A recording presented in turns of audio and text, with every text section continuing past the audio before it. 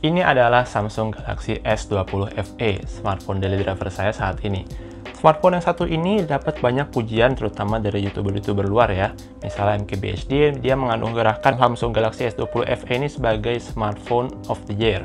Sementara Mr. Who's the Boss dari UK, dia memberikan award runner-up smartphone terbaik pada tahun 2020.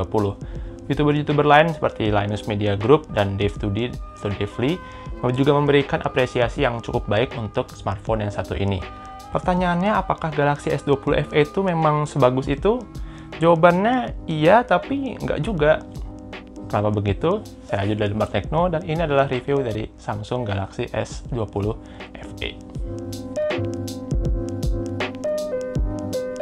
Pertama-tama saya harus menjelaskan dulu apa sih sebenarnya Galaxy S20 FE ini. Jadi, pada dasarnya Galaxy S20 FE ini adalah Samsung Galaxy S20 yang di-nerf, yang dikurang-kurangin dari berbagai aspek supaya harganya bisa lebih murah. Contoh pertamanya adalah body ya. Jadi bodinya itu dia, kalau Galaxy S20 itu pakai kaca belakangnya, Galaxy S20 FE ini pakai plastik polikarbonat. Tapi setidaknya plastiknya itu masih bagus, dia matte finish jadi nggak terlalu ngeliatin sidik jari, dan minimal dia juga masih dapat wireless charging serta dapat IP68 water resistance, jadi masih punya kekedapan air ya. Di samping itu nggak semuanya plastik kok, railingnya di sebelah sini juga masih baja, meskipun kalau saya pribadi saya nggak terlalu suka juga karena kalau kepentok itu jadi kelihatan banget bekasnya. Resolusi layar dari Galaxy S20 FE ini juga mentok di Full HD aja. Tapi setidaknya refresh rate-nya masih tetap 120 Hz dan masih dapat HDR10+. Spek kameranya juga bisa dibilang lebih rendah dari Galaxy S20, tapi setidaknya yang dikurangin itu adalah lensa telenya. Sementara untuk wide angle-nya hampir sama dan wide itu sama persis. Dan yang paling penting, hasil foto dan video dari Galaxy S20 FE ini menurut saya masih sangat-sangat memuaskan.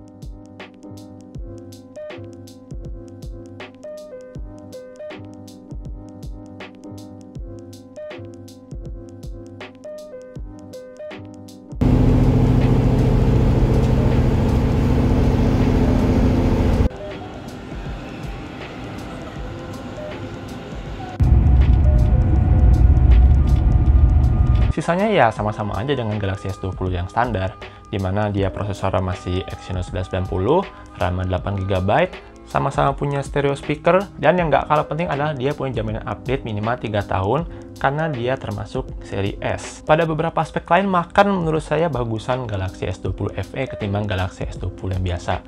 Pertama, layarnya itu lebih besar. Buat Anda mungkin Galaxy S20 itu agak kecil, sekarang S20 FE ini ya bisa dibilang layarnya cukup besar lah.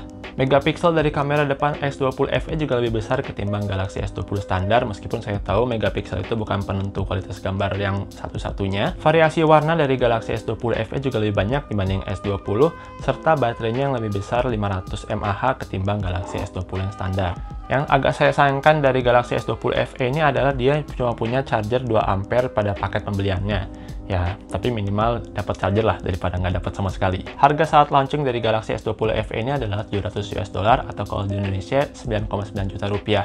Kalau sekarang Anda beli, harganya itu udah turun di 9 jutaan atau bahkan kalau Anda cukup lihai nyarinya, Anda bisa dapat 8 jutaan aja dan masih sama-sama garansi resmi Samsung Indonesia.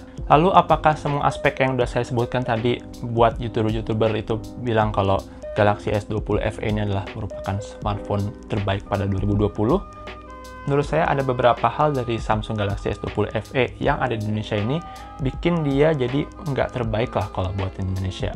Hal itu disebabkan oleh setidaknya dua hal. Pertama adalah 5G, yang kedua adalah prosesor. Oke, untuk 5G di Indonesia itu bisa dibilang ya belum ada sama sekali lah. Bahkan di Amerika sana dan beberapa negara luar lain, 5G itu sama sekali belum merata, masih jauh banget dari merata. Meskipun dia tergolong flagship yang lebih terjangkau, tetap aja orang itu mengeluarkan duit ekstra ketimbang beli mid-range ataupun yang low-end. Nah, siapa tahu kalau tahun depan atau 2 tahun lagi 5G itu udah mulai di mana-mana ada, udah mulai merata. Setidaknya di kota-kota besar lah udah ada. Hal itu menyebabkan orang-orang yang punya flagship tapi masih 4G itu jadi nggak bisa menikmati layanan 5G pada tahun depan atau 2 tahun lagi. Belum lagi kalau kita biasa itu beli HP untuk dijual lagi pada 3 atau 4 tahun ke depan, kalau dia masih 4G ya harganya bakal jatuhnya banget. Masalah kedua ini sebenarnya sedikit geeky ya, dimana sebenarnya tuh nggak terlalu masalah dan sehari-hari kalau kita pakai ya mungkin nggak kerasa. Tapi Varian Galaxy S20 FE yang ada di Indonesia, selain dia masih 4G, dia punya prosesor yang sebenarnya lebih inferior, lebih rendah performanya ketimbang Snapdragon 865 yang ada pada varian 5G. Hal ini bikin Galaxy S20 yang dijual di US sama di Indonesia, meskipun harganya itu bisa dibilang sama, $700, 9,9 juta rupiah, itu jadi nggak ngimbang gitu loh. Value-nya jadi jauh lebih baik Galaxy S20 FE yang ada di Amerika sana. Ya wajar kan kalau YouTuber luar tuh memuji-muji banget Galaxy S20 FE ini. Sementara kalau di Indonesia Galaxy S20 FE di harga 10 juta ya saingannya banyak banget. Ada Vivo X50 Pro yang udah sekarang turun harga ke 8 jutaan juga. Ada Mi 10, ada baru ini Oppo Reno 5 Pro yang benar-benar bikin Galaxy S20 FE ini bisa dibilang agak sulit ya untuk bersaing dengan mereka. Dengan ketiadaan 5G tadi, bisa dibilang Galaxy S20 FE ini adalah flagship Samsung terakhir di Indonesia yang masih 4G. Sementara Galaxy S21 yang paling murahnya dan sama-sama plastik belakangnya itu juga sudah punya 5G. Jadi di tengah ketidak future-proofan Galaxy S20 FE soal 5G tadi, apakah saya masih bisa merekomendasikan Galaxy S20 FE? Menurut saya bisa banget selama Anda nggak bayar pada harga launching. Dengan harga 8 jutaan, menurut saya meskipun kompetisi lumayan berat, Galaxy S20 FE ini bisa sangat jadi pilihan. Prosesornya flagship, displaynya itu bagus banget, dapat stereo speaker.